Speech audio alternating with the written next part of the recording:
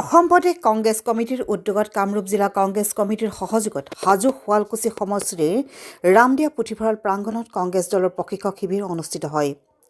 হাজো শুৱালকুছি সমষ্টিভিত্তিক হাত ধৰো নতুন অসম গঢ়ো শ্লোগানেৰে অনুষ্ঠিত প্ৰশিক্ষণ শিবিৰত মণ্ডল কংগ্ৰেছৰ সভাপতি, বুথৰ সভাপতি আৰু BLA সকলে অংশগ্ৰহণ কৰে।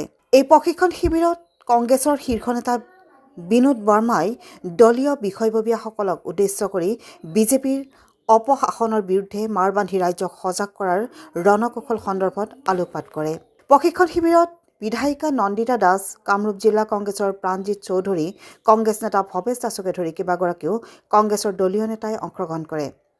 প্ৰশিক্ষণ শিবিৰত হাজো শুৱালকুছি সমষ্টিৰ মণ্ডলৰ সভাপতি, বুথৰ সভাপতি আৰু BLA সকলে অংশগ্ৰহণ কৰে।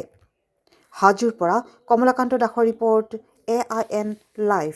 ডাঙৰীয়া নেতৃত্বত আগন্তুক হ'ব লগা 126টা বিধানসভা নিৰ্বাচনৰ প্ৰতি লক্ষ্য ৰাখি প্ৰতিটো বিধানসভা সমষ্টিত বুথ পৰ্যায়ৰ সভাপতি, BLA, মণ্ডল কংগ্ৰেছ, ব্লক কংগ্ৰেছৰ বিষয়ববীয়াৰ লগত এক গুৰুত্বপূৰ্ণ প্ৰশিক্ষণ শিবিৰ আজি অনুষ্ঠিত হ'ল। আৰু এই শিবিৰতে কেনেকৈ আমি আগন্তুক দিনত নিৰ্বাচনৰ প্ৰচাৰ, কেনেকৈ আমি নিৰ্বাচনত কাম কৰিম, এই সকলো কথা আমাৰ ট্ৰেইনাৰ আহিছিলে, ট্ৰেইনাৰসকলে আমাক সম্পূৰ্ণভাৱে বুজাই ক'লে। আৰু এয়াই আজি কামৰূপ ডিষ্ট্ৰিক্টত ৰাতিপুৱা ৰঙিয়াত আছিলে, আবেলি হাজোত আছে, এনেকৈ 6টা বিধানসভা সমষ্টিত আমাৰ এই প্ৰশিক্ষণ শিবিৰ অনুষ্ঠিত হ'ব।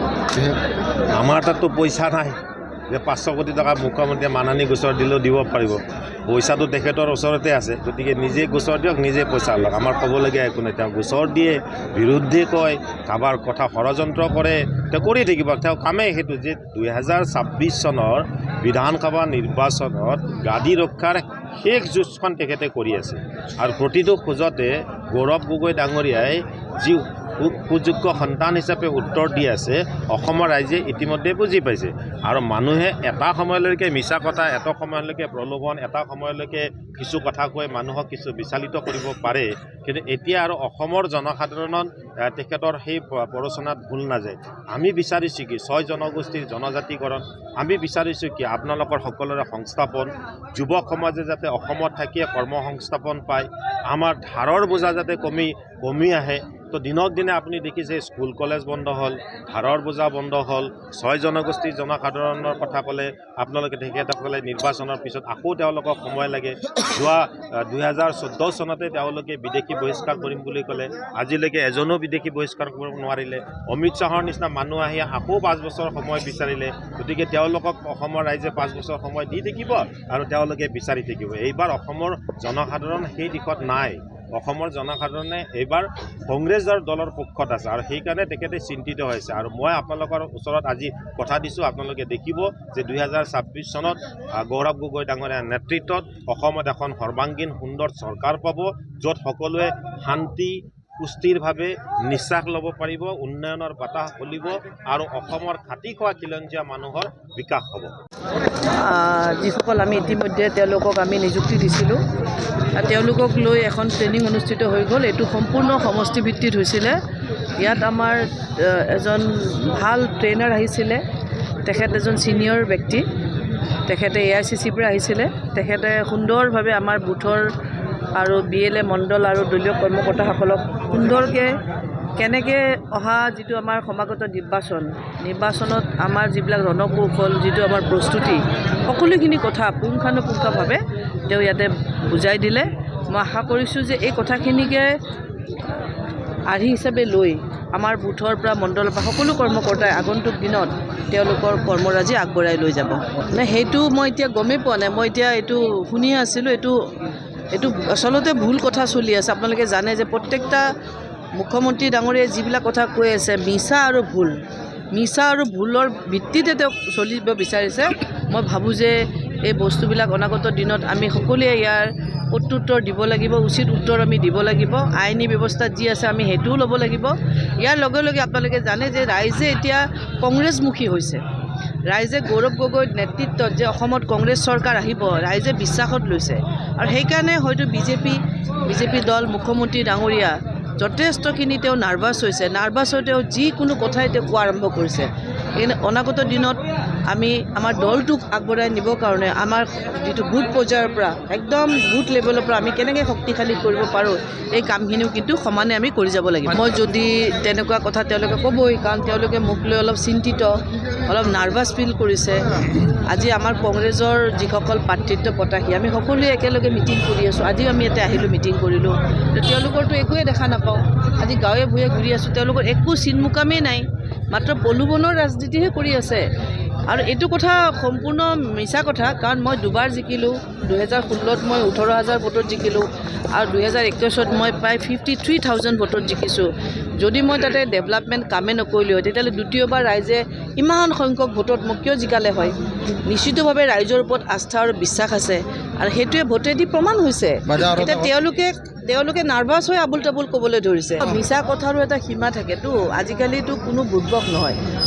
আজিকালি সকলোৰে জ্ঞান বিচাৰ বিবেচনা কৰিব পৰা ক্ষমতা আছে। সকলোৰে হাতত আজি যিবিলাক ছ'চিয়েল মিডিয়াৰ ব্যৱস্থাবিলাক হাতত আছে, ফেচবুক আছে, ইনষ্টাগ্ৰাম আছে। আজি 10 ছেপ্টেম্বৰৰ পৰা যোৱাকালি দিনটোলৈ ইমান দিন যে তেওঁ এই কথাবিলাক কৈ আছিল, ইমান দিন যে তেওঁ মানুহখিনি মানে এটা আশা দিছিল যে তেওঁ যে কিবা এটা সাংঘাতিক তাৰমানে বিস্ফোৰণ কৰিব, একোৱেতো নহ'ল। মানে ক'ব লাগিব ফুটুকাৰ ফেন। আৰু নিশ্চিতভাৱে আমি জানিছিলোঁ যে তেওঁৰ যিখিনি কথা কৈ আছিল 10 ছেপ্টেম্বৰত কিবা কৰিব, তাৰপিছত গ'লে 8 ফেব্ৰুৱাৰীত কিবা কৰিব, একোতো তেওঁ প্ৰমাণ দিব নোৱাৰিলে। গৌৰৱ গগৈ নিজৰ যিটো নিকা ভাৱমূৰ্তি, তেওঁ যিখিনি মুখ্যমন্ত্ৰী ডাঙৰীয়াই যিখিনি কথা ক'লে তাৰতো সুন্দৰ প্ৰত্যুত্তৰ ৰিপ্লাই দিলে। এই ৰিপ্লাইৰ ওপৰত মুখ্যমন্ত্ৰীয়ে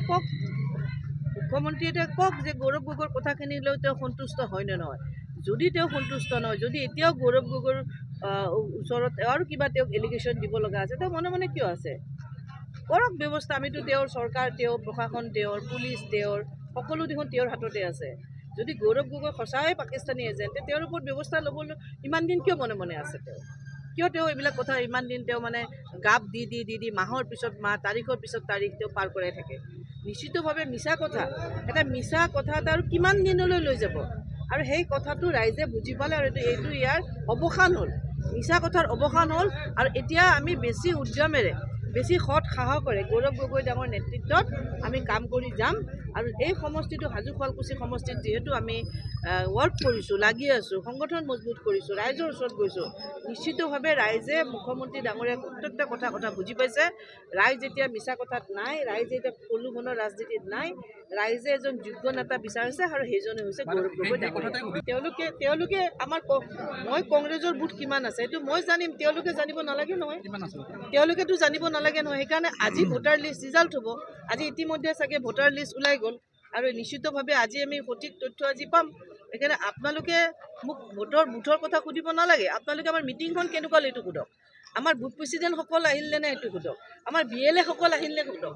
আমাৰ মণ্ডলসকল আহিলে নাই এইবিলাকে সুধিব লাগে।